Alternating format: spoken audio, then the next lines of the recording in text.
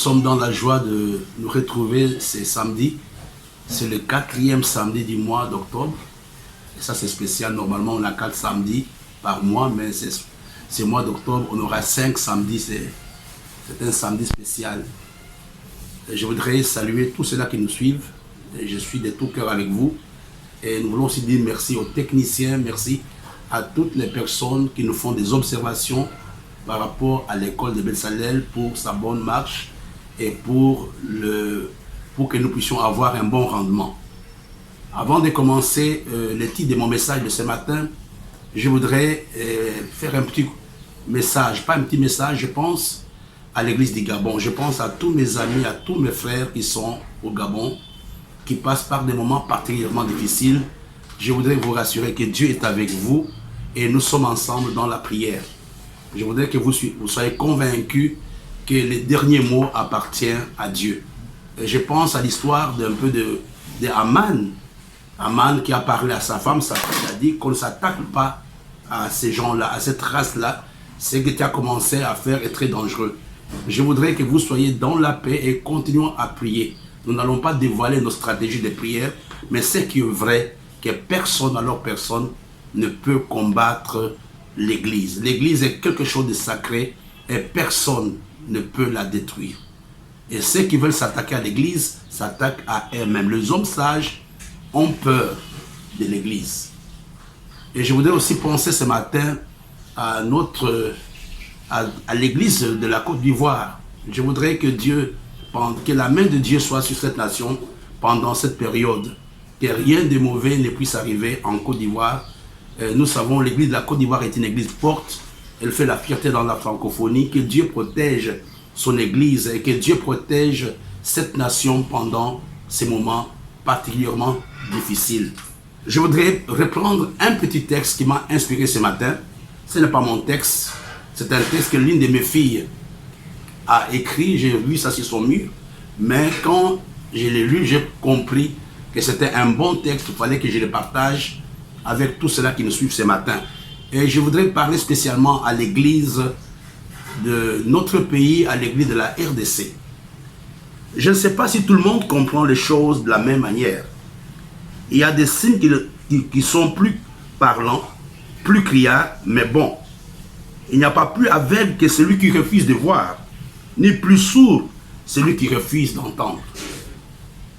Lorsqu'une attaque vient de l'extérieur, il y a une attitude à avoir pour se défendre, pour protéger ce dont Dieu nous a fait gérants. Mais lorsqu'elle vient de l'intérieur, de son propre camp, lorsqu'on est dans une optique, cela signifie que nous sommes dans une optique d'autodestruction. Nous sommes implicitement en train de donner les messages suivants à Dieu et aux hommes. Nous sommes disposés à corrompre notre futur au point de nous soumettre à l'autophage et donc de ne plus faire partie des vivants. L'histoire, la nôtre et celle des autres, devrait nous enseigner, mais nous prenons la résolution d'occulter notre savoir et de tronquer nos valeurs pour un honneur éphémère qui, dans le fond, ne nous vient même pas encore. D'accord, c'est un choix, mais ne nous attendons plus à voir un futur meilleur alors qu'il a été spolié aujourd'hui. Ça, c'est un texte qui m'a béni ce matin et qui peut bénir quelqu'un qui est en train de me suivre. Si le problème de l'Église provient de l'intérieur de l'Église elle-même, nous sommes en train de détruire notre futur. Si le problème de l'Église provient de l'Église elle-même, mais quel héritage allons-nous laisser à la génération qui nous observe? Tout est éphémère. Quel héritage allons-nous laisser? Je comprendrai les cas du Gabon. Le problème vient de l'extérieur de l'Église. Mais les cas de la RDC, le problème vient de l'intérieur de l'Église. Que Dieu nous aide à sortir de cette situation. Que Dieu nous aide à enterrer nos haches de guerre. Et vous savez, le problème de l'Église ne font pas plus mal à l'Église. Le problème de l'Église ferme la porte à ceux qui ne connaissent pas Dieu. Ils nous observent, ils nous regardent. Et des fois, on a peur de dire qu'on est pasteur aujourd'hui, à cause de tout ce qui se passe à gauche et à droite. Je pense que ce n'est pas le moment de dire tel a raison, tel n'a pas raison. C'est le moment de nous mettre ensemble, de chercher la pensée de Dieu et d'implorer la grâce de Dieu sur notre nation. C'est très important, frères et sœurs, ce matin. Ça fait plus de 25 ans que moi je suis parti de notre nation, que je suis à l'extérieur. Mais nous observons, nous voyons tout ce qui se passe chez nous. Et même dans la vie politique aujourd'hui, il y a une guerre intérieure. Le combat ne vient plus de l'extérieur, mais le combat vient entre nous-mêmes. Quel pays voulons-nous construire? Et des fois, je me pose la question, sommes-nous une nation? Sommes-nous un pays où nous sommes quoi exactement? J'aimerais vraiment que Dieu donne la sagesse aux hommes de Dieu. De ne pas jouer la politique des politiciens. De protéger, nous servons un Dieu d'excellence.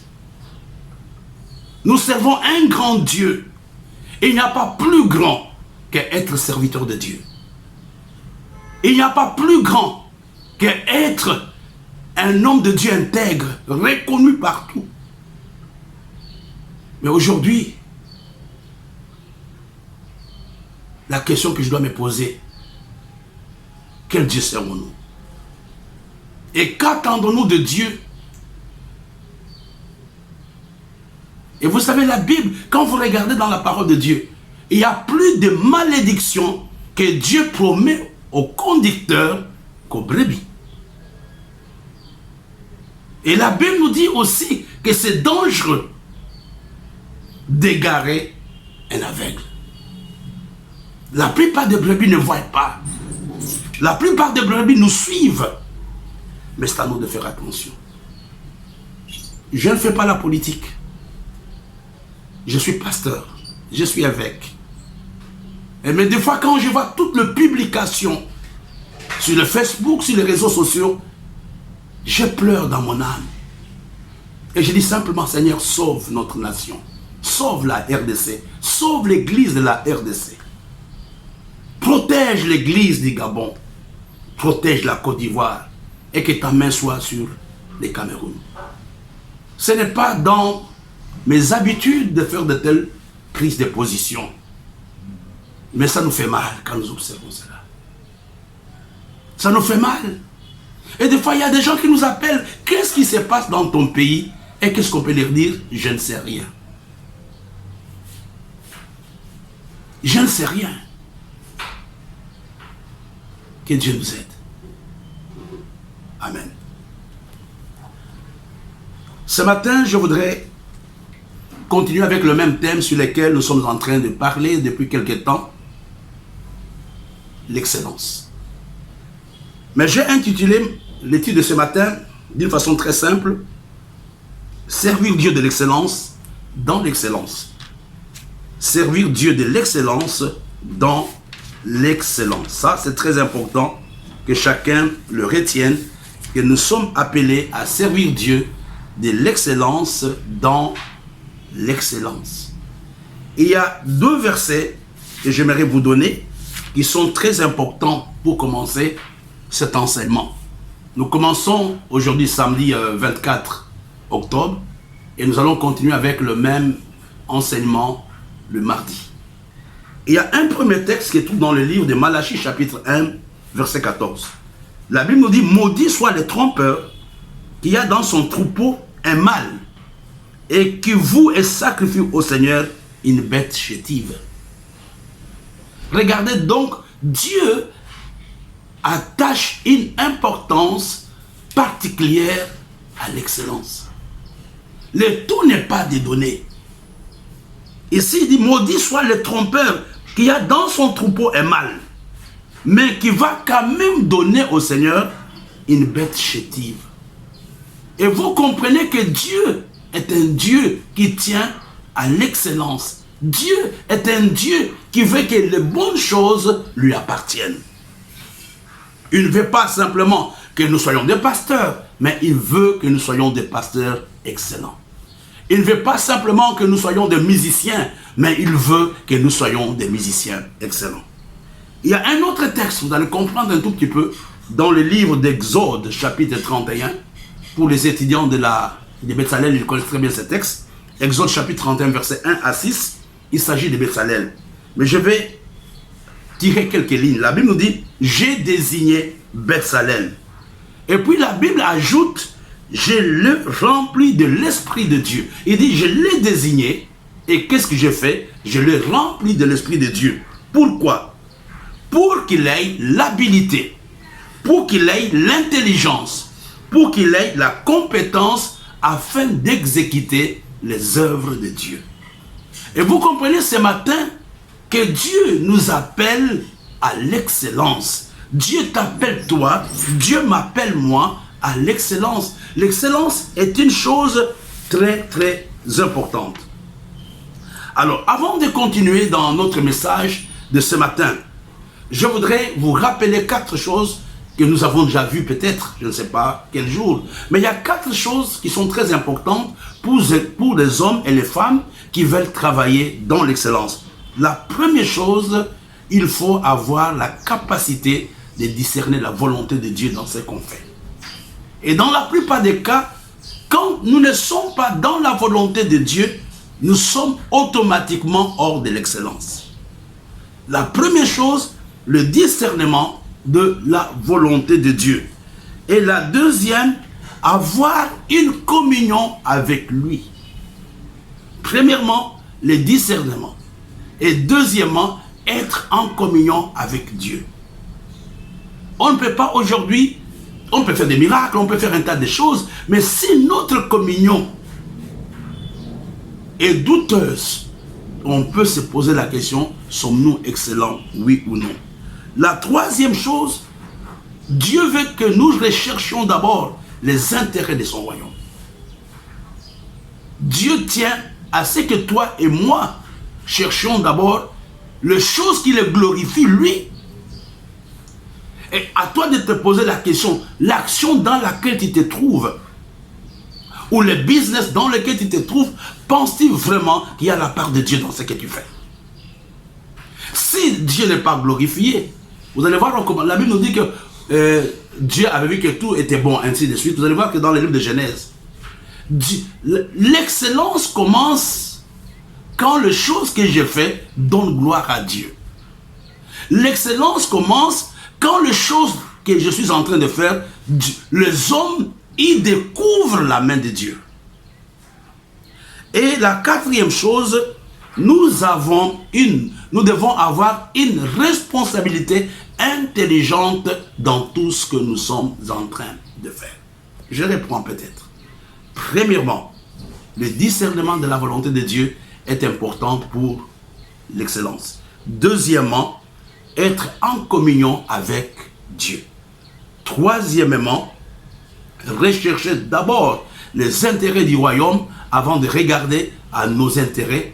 Et dernier point, mettre l'accent sur notre responsabilité dans tout ce que nous sommes en train de faire. Et ici, je voudrais rappeler quelques vérités qui sont très importantes pour la suite de notre message. La notion de l'excellence exige 3 choses. Tout à l'heure, je parlais dans le livre de Malachie. Nous voyons dans le livre de Malachie que Dieu promet la malédiction à celui qui a de bonnes choses, qui refuse de les donner à Dieu, mais qui préfère donner une bête chétive.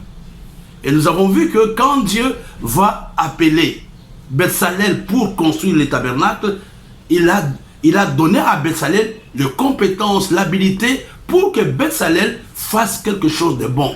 Il n'a pas appelé un idiot, il a appelé quelqu'un d'intelligent. Et même les collaborateurs de Bezalel étaient des hommes intelligents. C'était pour pouvoir accompagner Bezalel dans la production ou dans l'exécution de l'ouvrage de Dieu. Alors, il y a 3 choses que nous pouvons retenir quand nous parlons de l'excellence, la première chose, l'excellence exige la performance. Quand nous parlons de l'excellence, nous parlons de la performance. La deuxième chose, l'excellence exige le dépassement de soi. Je me dépasse. Il y a d'abord la performance. Et la deuxième chose, le dépassement de soi. Et le troisième point, que d'ailleurs tout le monde connaît, dans l'excellence, il y a le succès. Dans l'excellence, il y a la prospérité. Dans l'excellence, il y a la victoire. Et nous comprenons que le Seigneur nous appelle à l'excellence. Le Seigneur nous appelle à l'excellence. Et Dieu veut que nous manifestions l'excellence dans nos œuvres. Il faut que quand les gens regardent, qu'ils disent, ça c'est la main de Dieu. Et tu comprends, ça doit être notre motivation quand nous prêchons, quand nous travaillons, dans tout ce que nous sommes en train de faire. On n'a pas besoin de dire, je suis serviteur de Dieu. Vous vous rappelez un tout petit peu, un jour quand Élie a fait la démonstration devant le prophète de Baal, les gens ont dit, ça c'est un serviteur de Dieu.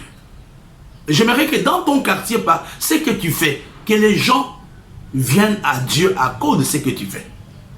À cause de ce que tu fais. Alors, vous comprenez, quand nous parlons de l'excellence, il y a deux autres petits points que j'aimerais vous donner. Quand nous parlons de l'excellence, nous faisons allusion à l'exigence et à la distinction. Un homme excellent est un homme exigeant. Il faut demander aux gens avec qui je travaille, je suis exigeant. Et vous comprenez, il n'y a pas d'excellence si vous n'êtes pas exigeant.